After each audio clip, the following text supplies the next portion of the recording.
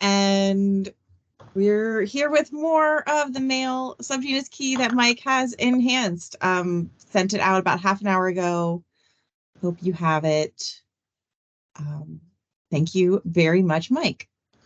Getting there. Hopefully it'll be complete in the next week or so.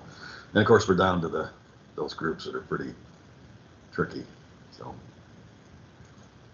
I'm pulling it up now. So this is the new version. Okay. Let's get to a bigger a larger format here. 150 I think is good. And then I think we were at 17 before. Should we start there, Mike? I think yeah, we left off at 17, which everything before 17, all those things represented groups that had the pronodal, the ridge, and I believe mostly yellow clypeus in the males. Yep. So everything from now on, from 17 on, includes groups that have a normal pronotum, no ridge, no angle, just sort of a general smooth pronotum. And some of them have yellow faces and some of them don't. So some of these subgenera will reappear in the key because it's just convenient to use the color of the clypeus as a character. And sometimes because of that, groups end up in two different places. So. Yep. All right, so we'll start with yellow, at least in part, and there's a bunch of them that have just have more, somewhere between a smudge and partial markings, like the first one here. I don't know about others, but that's Conandrena, and if we look it up here and Discover Life, I see two. I see the Eastern Bradley eye, and what's this? Do you know this one? I do not. Just by name and read it. I've never seen the specimens. Okay. So I don't know it. Yeah. I suspect I know where it's from, but yeah. Which is where my mother was born. But other than that, yeah. So my experience with Bradley eye in northern Great Lakes region is it loves things in the Ericaceae family. I mean, you find it in bogs, at Labrador tea, at a variety of things in that family. So it's a cool looking bee, very distinctive. Yeah, we mostly get it associated with Ericaceous vacciniums. I'm going to try and pull a specimen so you can see the distinctive. It's got a very, you just have to look at the clypeus in the male, and even though it does have a long malar space. Yeah, it's a very distinctive bee, and one of those, you have to go seek it out. It's not a weedy species. It seems to be largely confined to places where blueberries and those are where the things are, which tend to be natural habitats, not roadsides and things, unless maybe up in the mountains. Yeah, and though I think I'm doing two things at once. So what was her name from North Carolina that was just asking about? I saw that, yeah. The specimens and where they nest, and she was working in blueberry areas. Yeah, I don't think the nest. I don't know that they've ever been described. Maybe. That's what she's having a problem finding. Any records. Okay, I'm going to pull up a specimen here, and so so you can see, because it is one of these things that you just have to see the clypeus and get a I know what this is kind of thing. So you can see, let me do it full screen here. It's a little bright. Maybe we'll go up one more click here. Pull it in. So what you're looking at is a little bit of a ratty specimen, but you've got the clypeus as a whole here that goes all the way up here. Here's the supraclypeus. This is the clypeal suture. And you can see that there's extensive black up here, and there tends to be this sort of bimaculatus looking patch, referring to their rear. And this doesn't show super well here, but usually it's that yellow is dented, I'm going to call it indented in, and the black invades into the center there. It's just very distinct thing, because normally you don't get something that's partially black. It's either all yellow or something else. And the malar space is pretty conspicuous relative to. So there it is from the side. I don't think we'll show it, but it may be in Andrena the longest malar space of any. Do you think? Or at least in the east. In the east, yeah, I think you're right. In the east. Yeah. Carolina comes pretty close, but I think this is even longer. This is really significant. A lot of times we're playing around with, how many, is it 1 or 2 widths of the edge of the eye in terms of the malar space width? Like, it's small, noticeable under the microscope, but this is really, you can't miss it. It's up there with Callides. And the head's long. I wouldn't say, that doesn't strike me as exceedingly long face compared to Callides and things, but got a malar space and then this marking, you're done. All right, so we can go back here. You can take us to the next step. So all the other species in the east do not have a malar space like that at all, not even approaching it, really. So it stands out because of the clipeus and the malar space. So the next, we move on then to 19, and this is Andrena violae. It's in the subgenus Iomelissa, which is a monotypic subgenus. And it showed up earlier. Actually, I think I removed it. Here's the problem with this species. In Wallace LaBerge's revisions, he considered it to have a pronotal ridge, and I just don't. It's just not there, so that's why it shows up here. So I just don't see the ridge. So I put it in the part of the key that are with species and groups that don't have the ridge. The other thing is the yellow on the face really varies in this species extremely, from absolutely not being there at all to being present and splotchy, really variable, and way more so, I think, than any of the other species. So it's going to show up in 2 different places. Yeah.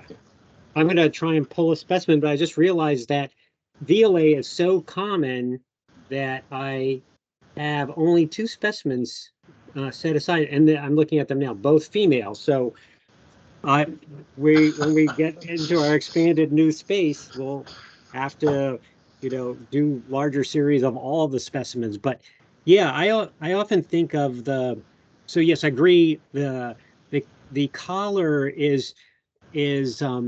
doesn't really have a sharp ridge, but sometimes it's as if you took your fingers and pressed it together, like over the collar. It's sort of, it's not quite the same shape as other species, but the mounded clipeus, and then it's a very smudgy yellow mark. Yeah. If it's there. And so it's not like Bradleyi, which has a partial one, but relatively sharp edges to the yellow. And actually in Bradleyi, that's more of a cream colored in a lot of ways.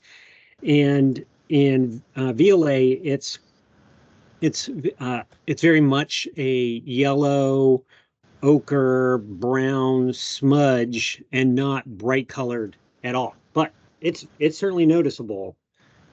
I'm going to see if we have a picture of it on. And like the females, the males, the clipeus is just unmistakable, and the mouth parts, again, for an Andrena, are very long. And if the tongue is exposed, I mean, it's a no-brainer, because there's no other eastern Andrena that have a glossa or a tongue like that. Yeah. I also have no photos of it, but because it's too common. Yeah. So weirdly, I think we mentioned this when we talked about the females, we get a kind of 2 sets of the species. We get some that are that the hair is very white, very almost completely white, at least a cream colored white, and others that are much more on the tan to ochre end of the spectrum. And it's like really clear and really distinct. And I haven't spent much time looking elsewhere, but I get tan ones and I get these white ones. And I've always wondered, are those two different things? Just like with the weird things you see with a couple other species like the Andrena miserabilis. A couple different groups in there. So yes, plenty more to do. Odd violet specialist. Nothing else seems to be really on violets that much. So yeah, probably lots to study there. Yeah, and it's one of those species that's in urban areas and natural areas and everything in between. Yeah, if you have a crappy lawn, that often bleeds into a unkempt understory under your bushes with violets. It's there, like many a time. I've got pulled these things right out of someone's lawn. All right, so okay, going on. So I move on again to another group that it's going to show up in other places. And this is like the females, the males of Micrandrena are little generally, and they have the same characteristics of the wings. That is when you look at the front wing, the forewing, that vein that separates submarginal cell 1 and 2 is really close, super close, and sometimes even contacts the stigma. And while that does vary a little bit within Micrandrena species, it's consistent enough to be a very useful character. That's generally the main difference between Micrandrena and other small andrenas. The other thing is the stigma is big in Micrandrena, but that's a tough thing I took that out of the key because it just, I wasn't comfortable describing it. Right. Yeah, a lot of times they talk about things like the stigma and the prostigma sizes, but it gets really squirrely. You have no reference point other than comparative, and then it's not that big. So if you're like Wally LaBerge, you spent your entire life staring at Andrena, it becomes important. But otherwise, sticking with other things is good. Yeah, so small bees, 1 or 2 vein widths, then you're probably roughly in the pocket of those Micrandrena species. And another thing, which I didn't really realize until the last couple of weeks, is the 6th sternum in most of the subgenera that follow is reflexed, and in Micrandrena, none of the eastern ones that I know, they have a very flat. They have a flat S6. Yeah. And so, but they're very tiny, and sometimes it's tricky to see if you don't have. But that's good. That can be an important. It's not a unique feature of Micrandrena. Many Andrena species have a flat S6, but within the context of the key, it seems to work. So as an additional character. I think when you're starting out, the whole architecture of S6 seems very tricky and difficult because they're covered with hairs. There's terminology like reflex, which is really just bent up, but it's really bent down, right? Because you might be looking at it upside down. It's bent towards you in the microscope, but when the bee is active on all 6 legs, it's bent down, and it can be a lot of different ways. However, if it's like some of the ones that are coming up where it's bent at a very strong angle, it's usually a sharp, strong angle. You don't get a sort of halfway in between. You get things like in, I would say, Melandrena, where you get things that are like a boat's prow, where it ramps up, but it's really the whole S6 is inflated, not a piece of rim. like the ones that we're going to come up against. And I'll try and pull some Callandrena when we talk about that, or one of the others, to see the reflexed species or specimen. Or Critigae, if you might have a bunch of those.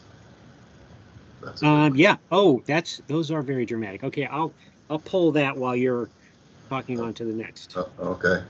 So if you're convinced that you don't have a Micrandrena, and again, we're talking about those groups of Andrena that do not have a modified pronodal ridge, but they do have some yellow or ivory somewhere on the face, usually the clypeus, but sometimes in the paraocular areas. So it's not a Micrandrena.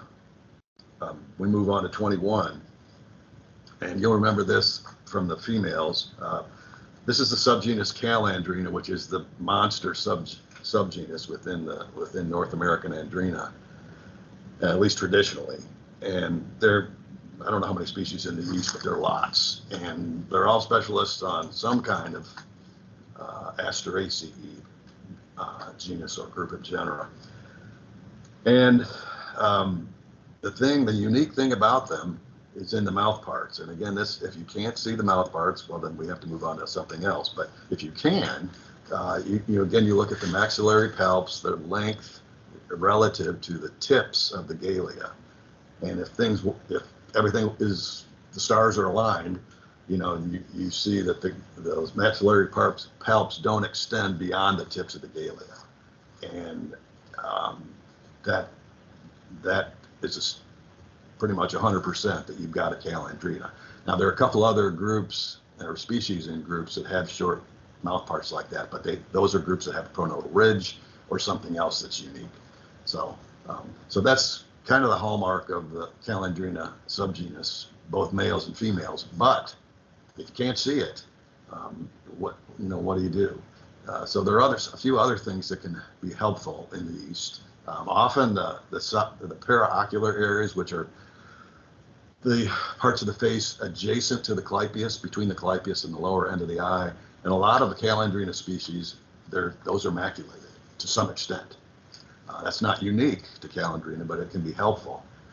And the other thing is that, one of the other things is tergophasia and sternal-fimbria are usually pretty conspicuous and pretty obvious. And I didn't put this in there, but many of them are large, really, 12 millimeters or so. There are some smaller ones, but if you have a bee that's 12 millimeters or more, and it came off some sort of a Asteraceae plant, it's going to be a Callandrena. So I don't know. Some of those don't occur in your neck of the woods, but out here they're fairly common. Most of them, and I'm trying to think, I guess not all, because like there's Gardneri. Most are late season species too, and or composite lovers. Maybe most of them. I'm looking through here. Actually, yeah, they're all, as far as I know, they're all, or at least we think that they are all Asteraceae species. But out here, there are several early ones. Are there? Yeah, Krigiana, and then there's a bunch that are on. There's some on Coreopsis in May and early June. So yeah, we have. And then what are the Coreopsis ones? That's Beameri, which we don't have. Yeah, which is in late May, early June, and males have not been described for that, but on our native prairies, it's really common, and it's really distinctive, very attractive bee. And then Helianthiformis, was just an echinacea specialist, Helianthi, and so on. So right. So you bleed easily in the summer, Rudbeckiae and things. Yeah. Most of ours are much more oriented towards the end of the season, as the aster loving jobs. Yeah. So that's a big group, and it will reappear because there's a few species, at least in the Midwest, that come out elsewhere in the key. So if you can see that, if you're convinced you don't have a Callandrena for whatever reason, then you can move on to 22. And here we get into some interesting stuff here. And I don't know if I know Rhacandrena. You and I have talked about Rhacandrena before, Sam, but I don't know if Erebus occurs. I can't remember if it occurs in your neck of the woods, but it does. Couple of 22. There you've got two choices. Scaphandrena Erebus, and Scaphandrena is a fairly large subgenus across in the west, but in the east we only have one. And then the other subgenus choice is Rhacandrena. So Andrena erebus is a mustard specialist, a Brassicaceae specialist. Yep. And one thing I noticed about your descriptions in the Maryland thing, Sam, is you have not found it on exotic mustards, because we find it. No, we haven't. Okay, it shows up here on Barbaria vulgaris, which wintercress, and I think something else. So I thought that was kind of interesting. There are a lot of weedy brassicas, but mostly we're just finding them in bottomlands, on toothwort kind of situations. Yeah. Well, let me just predicate that we don't do an awful lot of collecting on flowers, particularly back in the day. So it's possible that I'm just assuming they were on toothworts because they were from the bottomlands, and there's not, I'm trying to think, I don't think there's a whole lot of brassicas that are not native in bottomland forests. Anyway, that's we do also collect out in the spring, and Barbaria, for example, is often one of the few things blooming in certain circumstances, and there'll be a lot of Andrena hanging out on there. But I don't recall getting any Erebus. Erebus is just uncommon, and I associate it with these bottomlands, so it's not a common species. Yeah, out here, Erebus, there are a couple species of Erebus levigata and some others, which are common in the uplands, in these dry, rocky forests, and that's where we find it. That's where we find it to be. So that's another difference difference from.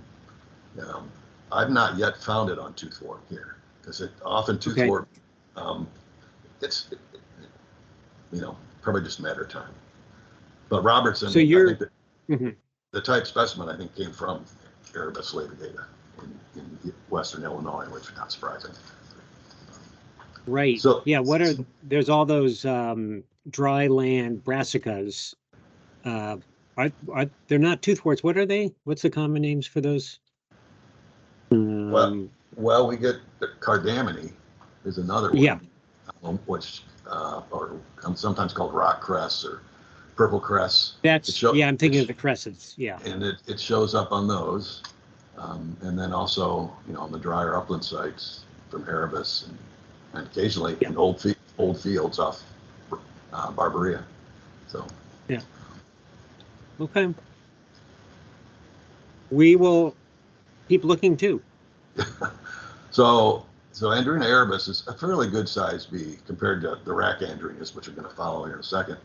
And it's early, fairly early bee. So the next couplet. Go ahead. Mike, yeah. May I interrupt? So here's a picture of one, and I think one of the clues that you would have Erebus is the clypeus is white, pretty noticeably white, maybe cream colored, rather than yellow. That on average, there's a lot of variation. We saw Bradleyi with a more white colored, but on average, most of these bees have a yellow flavor to the clypeus. Yeah. So this is one clue. And then I'm like, oh, bottomlands, white face, probably Erebus, then, follow through on looking at things. Okay, sorry, go ahead. Yeah, no, that's good. That's a very good characteristic there.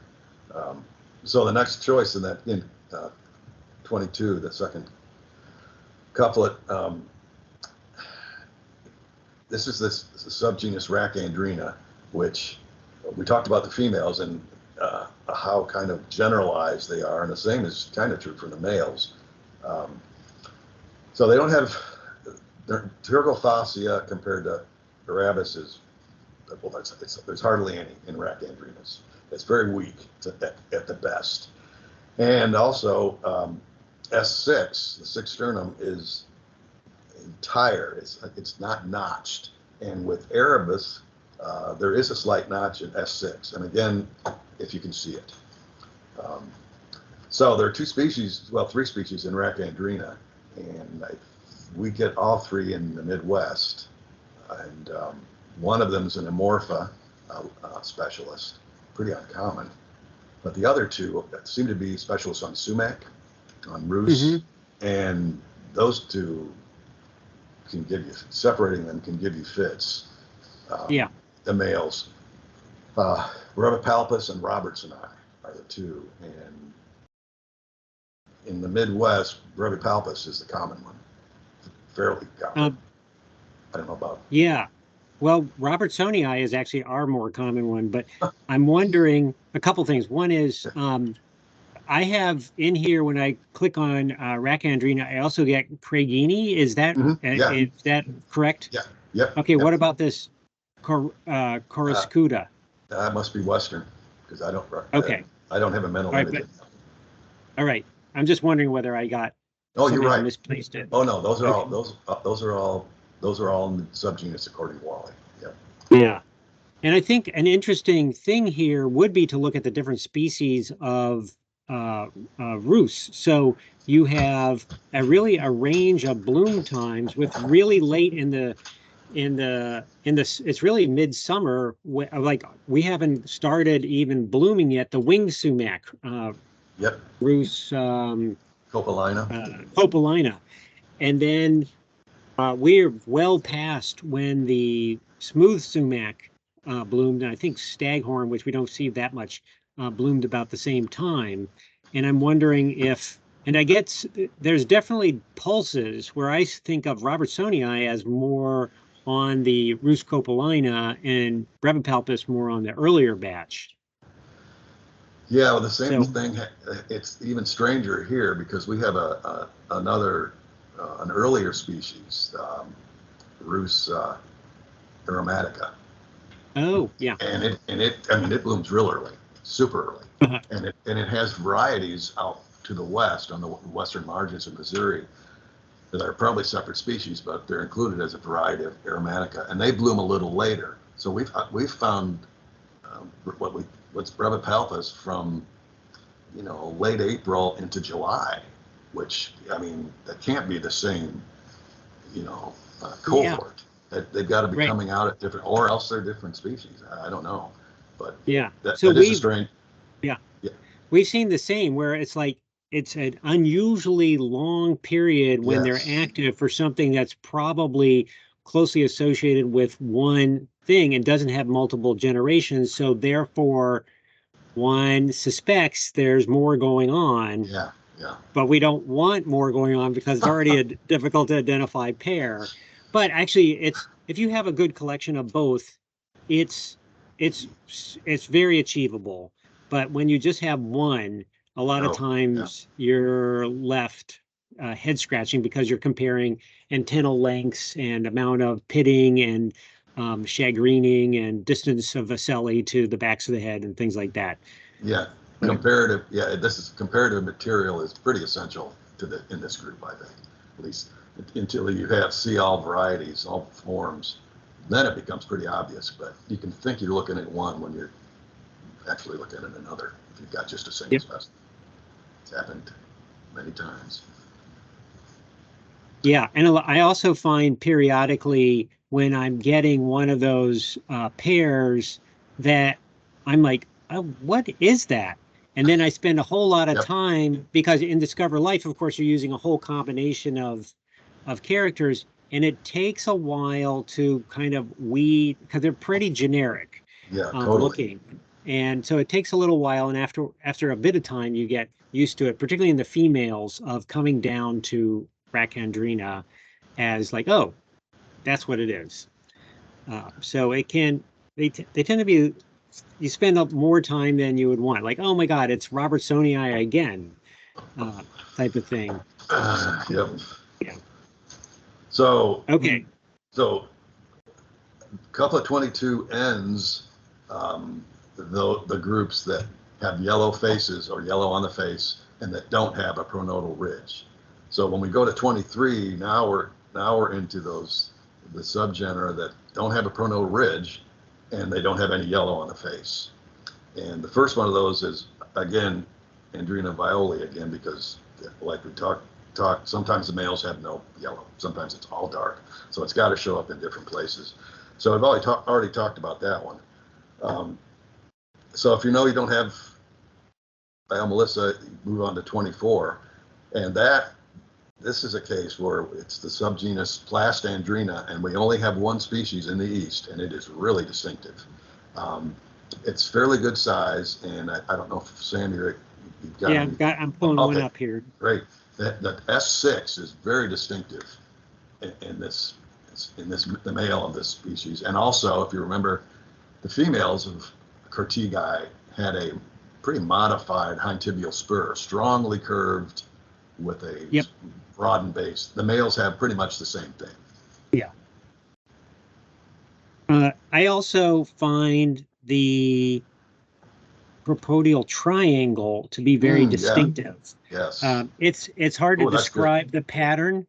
It's hard to describe the pattern on the propodial triangle. I'll do a shot, but it's pretty uniquely striate with its sparse wiggly lines and things. We'll show that. So here is the tip of the abdomen from underneath, and this is the rim of S6. And I'll change the angle a little bit here, but you can see that this is all raised. So here's the plane, and then it sharply turns up.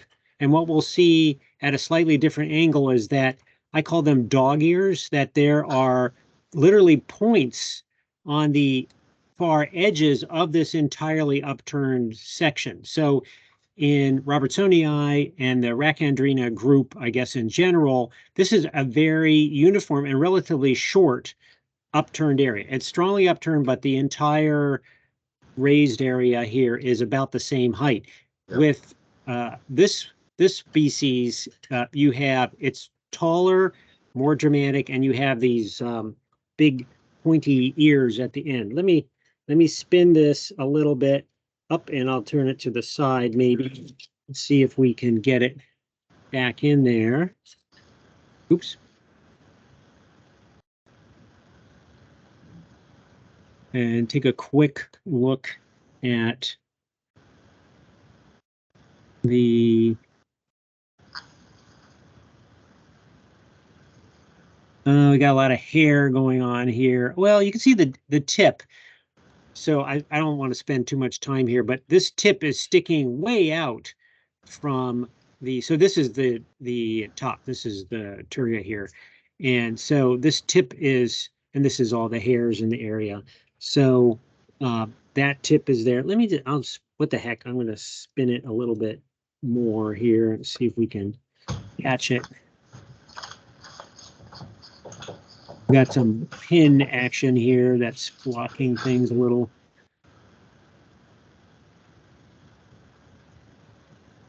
In the future, of course, we'll have three-dimensional visuals of all of this. Yeah. So you can see the tips now a little bit more. So this is the sterna here. Here's this raised, right-angled rim floating up from the base of S6. And then here are these dog ears right there. Great. Good shot. All right, I'm going to flip to see if we can get a shot of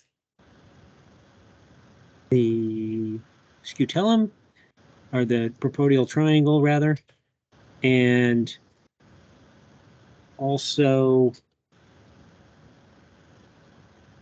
mention, we might take a look at the tibial spur, which is very thin in this in the male, but banana-like in its shape. So that should have it here.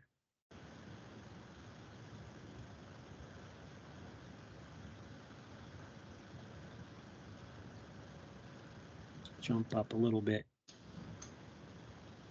But yeah, they're big. They tend to, I think they're on rosaceous materials a lot. So you pull them off of trees, shrubs. Yeah. So that's the pattern. It's a little bit hard to describe, but it's, I look at that and go, oh, that's Critique. So just one of those things. I can't tell you how to describe that sparse, that chain, netted chain, and the wiggles are pretty distinctive. Yeah, I think that fits reticulate. That kind of fits my definition of reticulate. So yeah, that's a very common. If you're collecting bees in the spring in the east, you're probably going to run across this thing. It kind of depends though where you are. We're sort of at the edge. I can't remember what's going on to the south, but we are a bit on the edge. Like the Eastern Shore gets relatively few of these. You go into the mountains, you get a lot. I'm not going to try and hunt down the tibial spur because that's pretty straightforward to look for. Yeah, it's a pretty good size species, 10, 11, 12 millimeters, or maybe a little bigger. So if you're convinced you don't have Plastandrena critigii, you move on to couplet 25, if I've numbered these things correctly. And we visit Micrandrena again, because there are a number of species, at least 4 in the east that I can think of, where the males have no yellow or white on the face at all. The face is completely dark. And that's species like Iomelissa, Melanocroa. These are all little bees. Is Nigre too? I can't remember. Yes. Yep. That's a willow specialist. Yeah. So there's a pretty good size contingent of Micrandrenas that males don't have yellow on the face, but they do have the same wing characteristics. So it tends to be a group, if I remember right, that many of these species are probably specialists. And yes. some we don't know a whole lot about, like Neonana. We see that in woods, but I don't know what it's doing in those woods, kind of thing. But I bet you anything, it's on one of the vernal plants, doing some, specializing. But again, not enough collecting, and it's not super. No, I don't think we have any records out here. Lamella turga is another one. That's one that has super sharp galea, like a sword, and they're on Phacelia usually, at least in the Midwest. Yep. And some others. So it's a speciose group. There are a fair number of species, and like Sam said, a lot of them are just going to be in certain places at certain times on certain plants, and you kind of have to seek them out. A lot of them, I will say also, maybe all of them, but at least some of them have a bit of a greenish metallic sheen. Mm-hmm. It's a little subtle, I would say subtle, but it's not like Algochlorella, certainly, and it's not quite as distinct as Halictus confusus, but it's approaching that. Like Nigre often is totally. pretty green metallic, and there's not. Most of the other Andrena are straight ahead black. You would not make any statement that there was a metallic nature to the integument. But in this group, a lot of these Personata also a little bit metallic green. I would say Melanocroa. Nigre has a little bit. Yeah. But again, Sam's right. It's subtle. It's not like it's going to hit you. And you might not even see it until you get it under magnification. But it's faint, but it's there. It's there. But like Zizia and Vernalis, I don't think have that. I think they're black, I would say. At least, what do you think? I don't see them. I see some that it's, depending on maybe the light, or the condition of the specimen. I think that I can see it, but it's among them all, it's the subtlest. Okay. And again, it's not a characteristic of the whole subgenus, but it can be helpful. If you got a little tiny bee and it's kind of got this metallic sheen, you should think Micrandrena.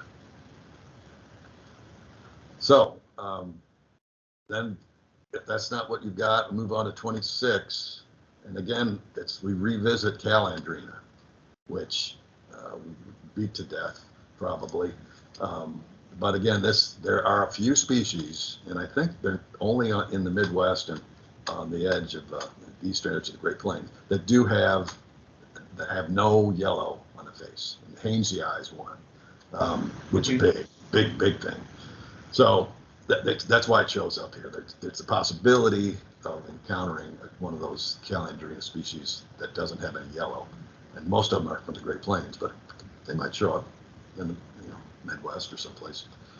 So Callandrena, and then now we come to 27, and this is where Mike has hit the brick wall.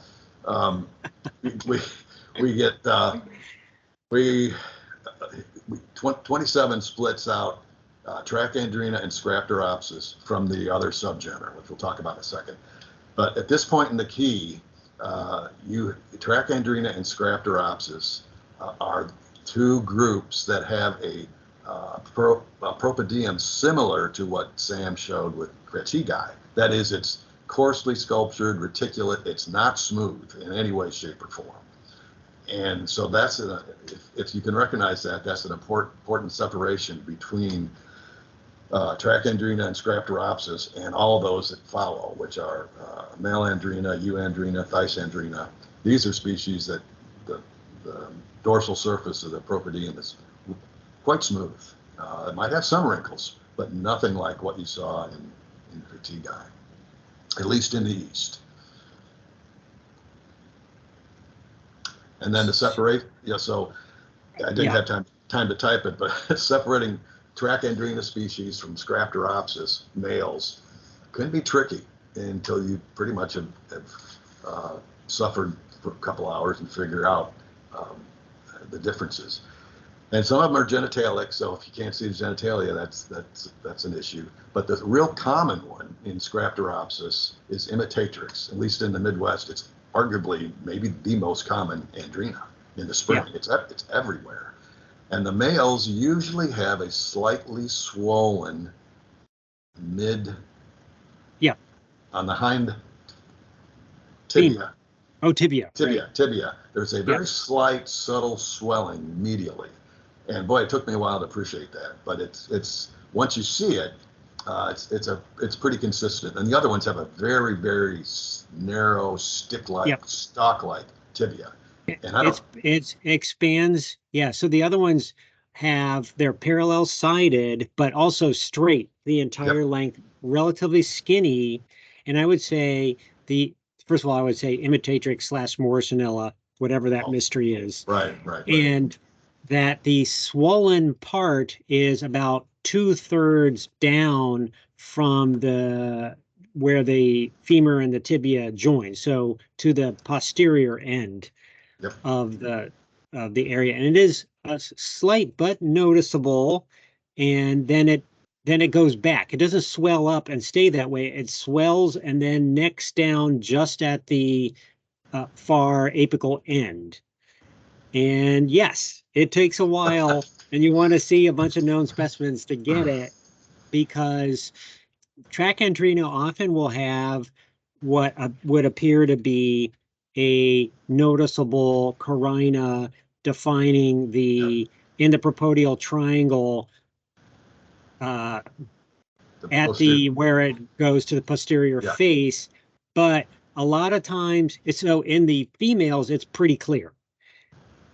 I would say almost all the time. In the males, they're smaller, they're not as defined. It can be a little murky. Usually you have hints. And then sometimes with the Trachandrena, because the Trachandrena females often have a recessed margin, or what is that called? The depressed area of T2 goes well into, usually it's half or more of the segment, almost never less than that. Whereas most Andrena have at most about 1/6 of the T2, the rim is depressed. But in the males, that doesn't really work that well. Every once in a while, you can see a faint depressed area that's well to the interior, so well greater, much greater than 1/6, but a lot of times they look like all the other Andrena. So the T2 isn't very well. And I have to tell you that I have struggled so much, and I'm not sure I've got great material at the Smithsonian, that I almost never identify the Trachandrena males. They're just Trachandrena species. There's a few that are relatively straightforward, but I just don't feel confident in my identifications of that group. I think in terms of males, it's the most difficult group of Andrena in the East. The males are just, Yeah. So the genitalia, unlike a lot of other Andrena subgenera, the differences are so minor in a lot of the Trachandrena species that it's, I wouldn't say they're useless, but it's not as helpful as it is in some other groups. Yeah, become more comparative. Like if you have a good collection, then yes, description-wise, separation, probably no. And of course, most of the time people aren't pulling genitalia, so or even know what to look for, like me, that because we we don't. And so yeah, it's something that I need to personally spend. I've got a whole ton of Trachandrena spa males to play with at some point, but I have been putting that off. Yeah, that's like lazy gloss of males.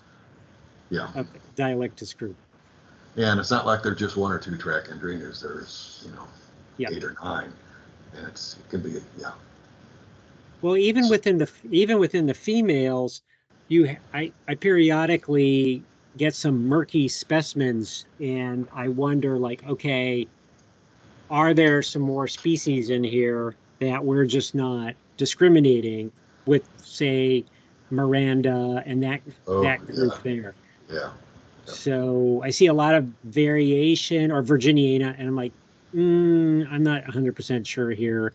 And I don't know that anyone has really done due diligence at the species level with molecular stuff, which would probably be super useful. But yeah, it would be a good project, definitely.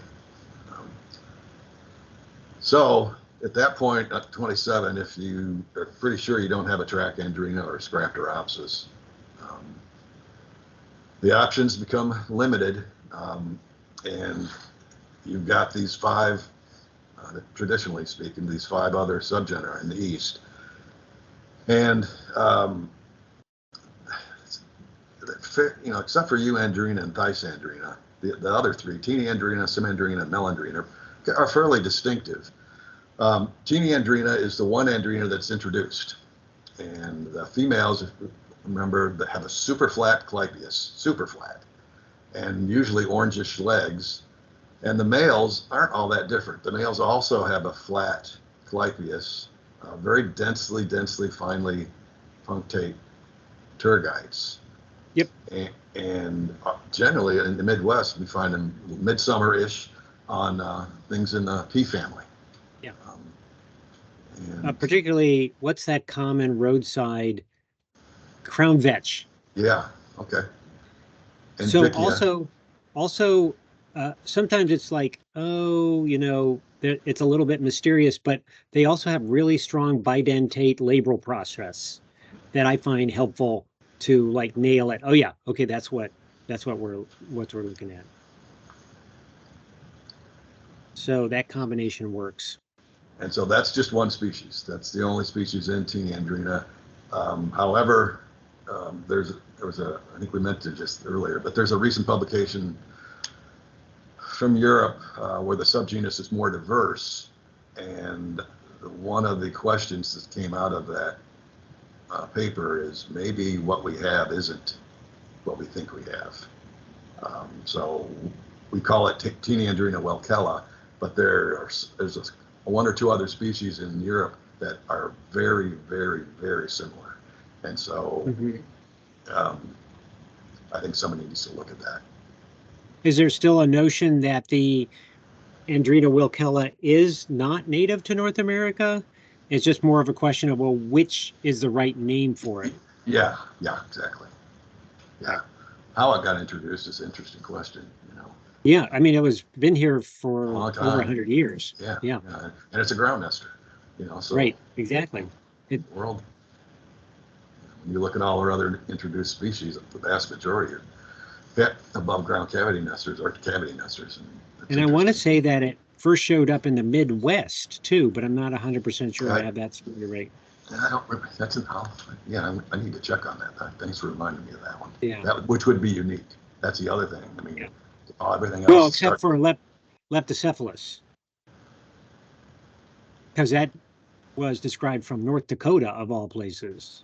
So Hylaeus leptocephalus, but you could come up with stories on that one that have to do with shipping of stems and things like that. Yeah.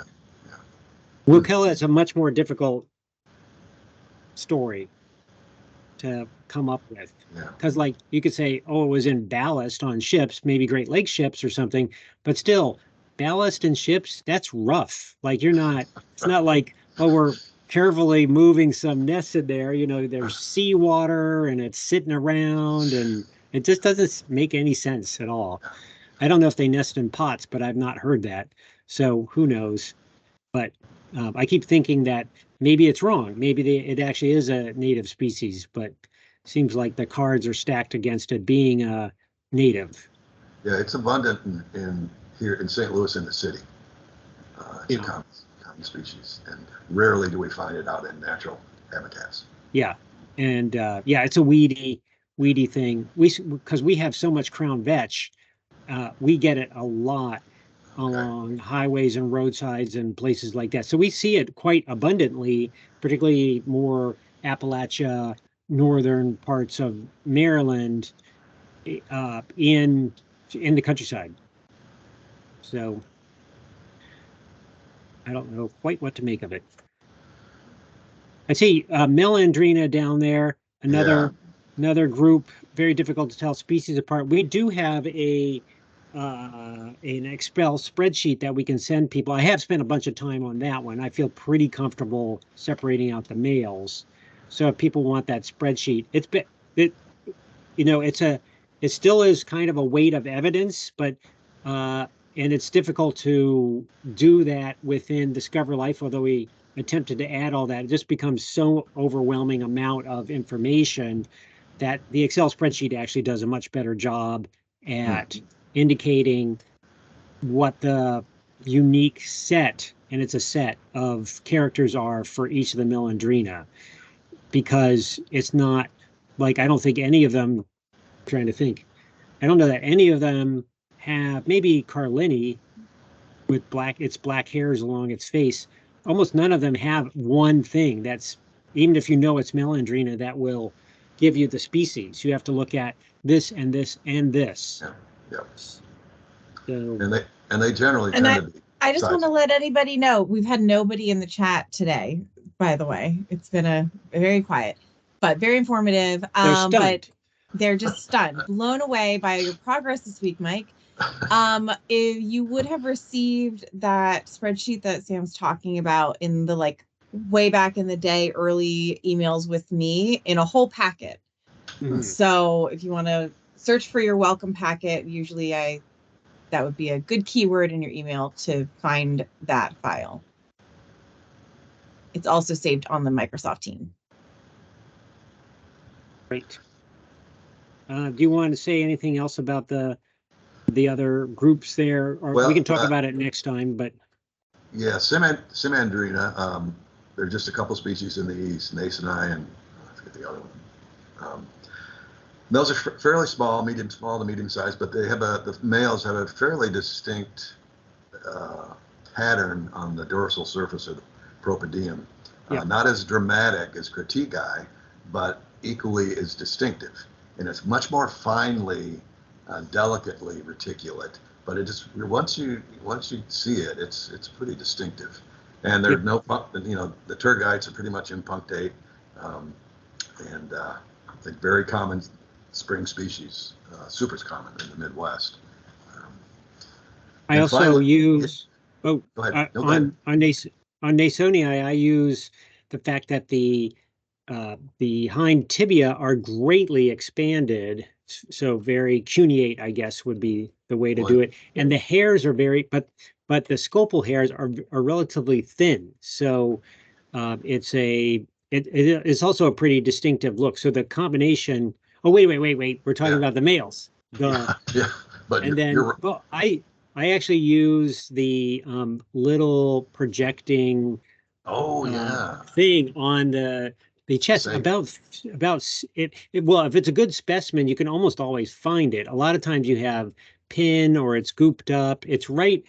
It's not exactly on the ventral side of the thorax, but it's pretty darn close. It's really one of those things that once you know where it is, you can find it, but it's very difficult to describe. And it's just a small nub. I have absolutely no idea why it's there.